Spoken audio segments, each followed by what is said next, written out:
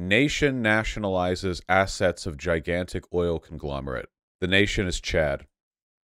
Wow, I wonder what kind of cool, innovative title we'll come up with for this one. Who could have, who could possibly guess the direction we'll go here? Um, Chad has nationalized oil giant Exxon. I guess Exxon and oil. I guess that's what they sell. Their assets here. Chad is nationalizing their assets, including its hydrocarbon and exploration permits, said the government.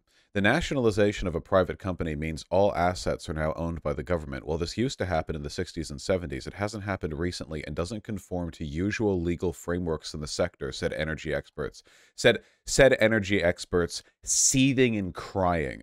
Said energy experts gritting their teeth as tears pour down their face. You know, this doesn't conform to usual legal frameworks. So, like, obviously, historically, usually the nationalization of assets happens around the same time as decolonization. So, a country, often in Africa, you know, it's been known to happen, will be sort of run by a colonial government. And because it's run by a colonial government, that colonial government will give preferential treatment towards Western corporations, usually for the exploitation of the vast swaths of natural resources that that country has. And it doesn't happen that much these days. And the reason for that is because, and follow through with me here if this is complicated, you know, maybe I'll have to explain. It's usually a bad idea to piss Western corporations off. Historically, there are consequences. Spicy things have happened in the past. And of course, you know, while this doesn't happen as much these days because we're in more of a neo-colonial phase of exploitation, about 50 years ago, like the whole you kicked out our businesses will come back attitude was, I think, I mean, it was a lot more realistic of a possibility. Now, though, the consequences are still very real. Does Chad think it'll be able to negotiate favorable business relations with the West after doing something like this? Probably not, which makes me wonder, and I don't actually know whether or not this is the case, but it makes me wonder if Chad is leaning way more towards China and the Belt and Road Initiative when it comes to the direction they're trying to go in. That would be interesting to explore, but I don't know that. I don't know that much about Chad. I know a lot about the internet meme. I don't know a lot about the country. I think a lot of African nations are. Yeah, well, I mean, China hasn't really colonized Africa. It makes sense that they would still be mad at the West. Okay, but Chad is still an authoritarian military dictatorship. Not too cool. Oh, hold on. We're not praising Chad for its democracy here. That being said, this, obviously, as a socialist, we should all be in favor of nationalization when it's done to the benefit of the people in a country. I don't really give a shit about Exxon's, profit margins. But the problem that you see with all of these, like, decolonized countries is like, okay, imagine you're a country in Africa, all right? I know, big trouble. And sometime in the 1960s, okay, the French finally allowed you to have an independent government. They finally withdrew. They finally decided, like, okay, at least in name, you can have your own government. You know, you're welcome, all right? Now, you're desperately poor. All of the technically skilled and, professionally trained people in your country have now left, either because they were French and profiting off of the colonized government, or B, they weren't French, but they benefited heavily from the presence of high-tech jobs, and you can no longer offer those because you're poor. So how exactly do you go taking advantage of the massive swaths of oil in your country if you don't have the money to build enormous refineries and you don't have the technical skill to even go about starting that process? That's right. You take the deal when Exxon offers you a pittance for the rights to go and drill out your oil. And that's a pretty common strategy taken. And it may seem like a fine deal initially, but as time goes on and your country, starts to hungrily eye the resources that you're letting Western corporations take for pennies on the dollar, you might think, all right, well, thanks for building the refinery, Exxon. Yoink. Chad began producing oil in 2003, and Exxon has been operating in the country for several decades. It was running the Dobo oil project in Chad. The move could scare away investors from West Africa at a time of growing global energy demand and a decline in foreign investments in the region, said Olufola Wosu, a partner and head of the oil and gas desk at the Megathos law practice based in Nigeria. Expropriation of any sort without compensation is not a step in the right direction, seething, crying, tears running down face, because it is going to erode investor confidence in that particular country, and once investors are jittery, they pull back their investment. So regulators and leaders in Africa need to play by the rules. So I agree with what this person is saying, only in the context of if Chad is banking on Western investment in the future. If they're not, though, then it doesn't really matter. The government's decision came after a long dispute between Exxon and Chad. Tensions have risen in the West African nation in recent months, with unprecedented protests mounting against the government of President Mahamat Idriss Deby. Deby was declared a head of state after his father's death in April 2021. What? Wait. President declared the head of state after his father's death?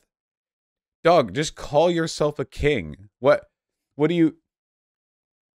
Okay. The son's succession does not follow Chad's constitutional succession. Really? Opposition political parties called the handover a coup d'etat, but later agreed to accept Deby as interim leader for 18 months. 18 months. I think we're up on that, aren't we? That would be April 2022 for 12, then plus 6. That would be... Yeah, I think we're up. We're up. We're out of time, buddy. We're out of time, buddy. We're out of time, buddy. All right, well. Wikipedia calls Chad a hereditary military dictatorship. That does sound like a very Chad form of governance, to be honest with you. Here, hold on. Chad country, Wikipedia, Belt and Road Initiative. How hard are you leaning towards the fearful Chinese, Chad? Let's find out. The duplicitous Chinese. No mention of China on the Wikipedia page. No mention of Wagner on the Wikipedia page. Well, that's all the research I know how to do, folks. Chinese and Chad relations page. Thank you, Senator Armstrong. China and Chad are working to expand their bilateral cooperation in the development of infrastructure, trade, and investment. More recently, Xi Jinping has offered China's assistance to Chad in strengthening its counter-terrorism efforts to ensure stability. Counter-terrorism, Who's doing that? What is it? Is it ISIS? I know nothing about the country of Chad. I'm so sorry, guys. There are limits. Hold on. Administrative divisions, economy, infrastructure, energy, culture. Chad terrorism. Which is Googling Chad terrorism, and it's all like IRA members with square jaws. It's all pelts and tin. Sorry. It's Boko Haram. Oh, this is from the tourist advisory warning from the United Kingdom. Terrorism. Terrorists are very likely to try to carry out attacks in Chad. Attacks could be indiscriminate and occur without warning. Places frequented by foreigners may also be targets of attack. You should be vigilant, be alert to announcements, monitor. Do the accent? The Chad accent? I don't know. What my normal voice is a Chad accent. Boko Haram, the one that kidnapped an entire classroom of girls as sex slaves or some shit. Boko Haram is not good. That's my understanding. I don't think we've talked about them that much before. Here's Wikipedia on the insurgency. Thank you. They're an affiliate of ISIS. Yeah, it's like an African branch of ISIS, isn't it? Boko Haram militants kill 92 Chadian soldiers. Holy shit. Okay, you know you're really in for it when your military is getting near triple-digit death counts against them. You know what I mean? Jesus Christ. In the deadliest attack ever on the country's military. This is from 2020. Probably not good. Their military is shit. Yeah, I know, probably, but still. It is popularly known in Nigerian and Western media as Boko Haram, which means Western education is forbidden. That is the actual... Okay, the full name is Jama'at al-Asuna Lidawa wal Jihad, and they call it Boko Haram, and Boko Haram means don't read Harry Potter. Okay. Imagine being more psychotic than Al-Qaeda. Well, ISIS is way more psychotic than Al-Qaeda. Look, their logo is two AK-47s with what I'm assuming is the Quran open, and then the flag. Kind of a busy logo, don't you think? Why do we never hear about Boko Halal? Because that would be like Western education is permitted, right? That's probably not what they're going for, right? Yeah, Boko Haram insurgents, when they see the Boko Halal insurgents walk in, the jaw drops. Sorry, I just looked over here, and the first line that I read is, it has resulted in the deaths of more than 300,000 children. Oh, well, that's not good. That's, hmm. All right, well, critical support to Chad in their ongoing military conflict with Boko Haram, I guess. I don't know what else to say on that. It's just, Jesus. Jesus Christ. Yeah, they're crazy. Yeah, I mean, ISIS is pretty much gone. Dude, it's really funny how much the West hyperfixates on Middle Eastern foreign policy because we're so used to meddling around there. Because Africa is like suffering right now under ultra far right Islamic terrorism. And we just don't hear about it and don't talk about it because we don't give a fuck about Africa. Like, people say we don't care about the Middle East, but that's not true. We do. We care about the Middle East in the same way that, like, a bully cares about the people they beat up. You know what I mean? There's kind of like a fucked up relationship there. But Africa, like, we just don't care. No one cares because no oil. Africa has tons of oil. That's what we're talking about with Chad. They nationalized their Exxon shit. They used to be a part of ISIS, but they aren't anymore. This is the ISIS branch in West Africa. They're fucking massive in their rolling West African governments. Well, I do know about IS, of course. Oh, the West Africa province didn't come through. Hold on. Man. Sure is a reminder that we are privileged with our pronouns and our blue hair. Isn't that right, fellas? Isn't that right, fellas? Isn't that right, Where's the index? I worry that my mouse cursor is going to scroll over one of these blue links, and I'm just going to... It's going to be like the link for decapitation or something. I really need to go wiki account so I can turn off the auto link thing. All right. Well, I've come to the conclusion that ISIS is not good. I don't know. I don't know what other people in chat's opinions on this particular subject are, but that's what I've got. Bold claim. Yeah, I know. I might get some heat for that. Honestly, knowing me, I might actually get some heat for that.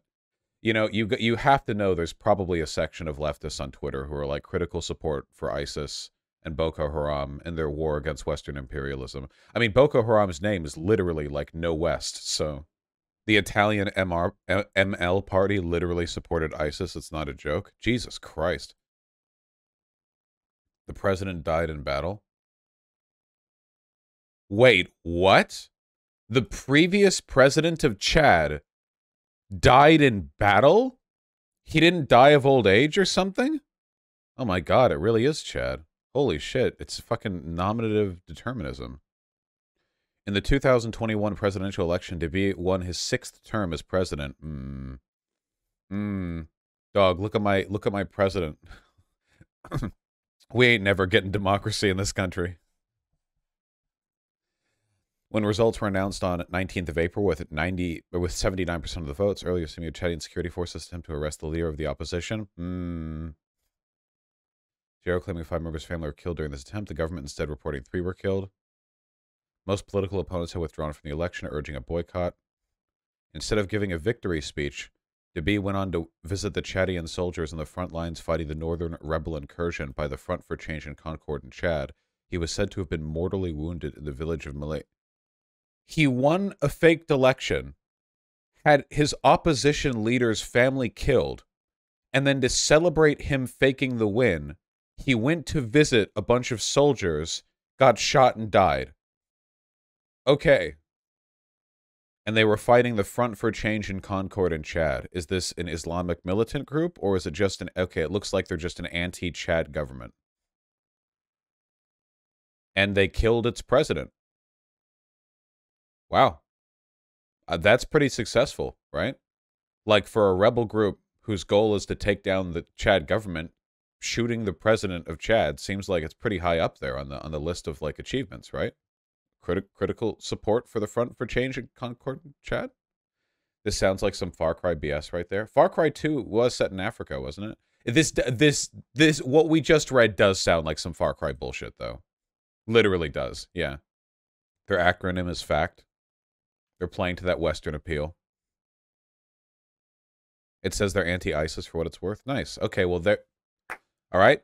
We're Albanian and Armenian nationalists, and now we're also partisans for the Front for Change in Concord and Chad. That's what I sincerely believe, okay? That's what we're going for now.